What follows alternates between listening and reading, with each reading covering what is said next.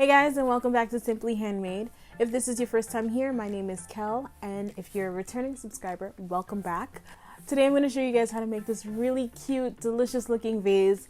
My husband actually said it looks like a cake pop, and honestly, I'm not even mad at it because it's so adorable. I know you guys are going to love this vase, and if you're interested in knowing how to make it, definitely check out the description box below where I link you guys to my blog post. There I'll tell you guys some tips and tricks and things that I wish I did differently that I didn't cover in the video. So if you're really interested in making it, definitely check out the blog post down below. Anyway, if you're interested in knowing how to make this, just keep on watching. To make this plaster vase, you'll need plaster, water, a funnel, a balloon pump, a spoon or something to stir the plaster mixture, and a container to mix everything inside.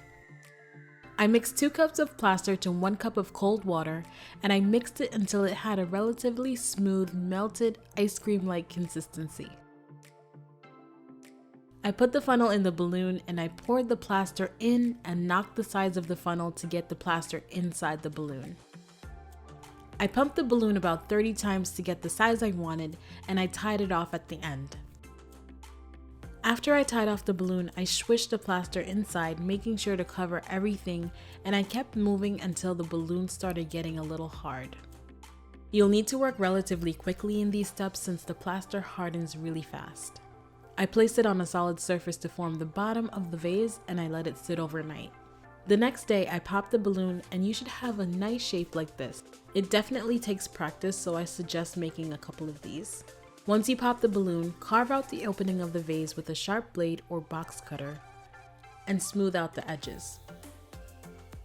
It's important to do this while the plaster hasn't fully dried, or you may break your vase like I did with this one. Once the opening is done, set the vase aside to dry for another day. I obviously wanted the vase to be waterproof, so I poured this waterproof sealant inside the vase and also coated the outside as well.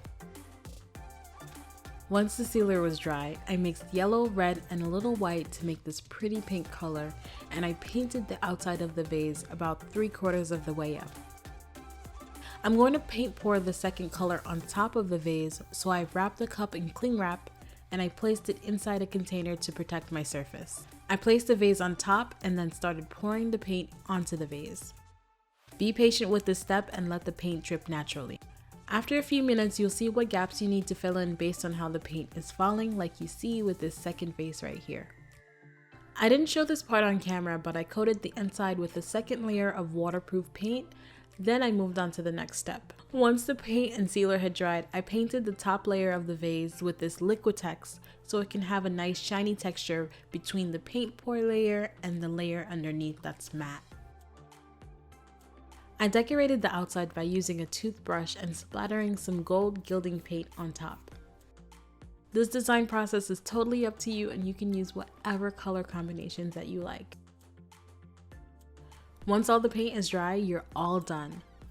Thank you guys so much for watching this video. Please give me a big thumbs up if you haven't already, subscribe to this channel for more DIYs, and let me know in the comments section down below what you'd like to see next. Thank you again for watching, and I'll see you in the next video. Bye!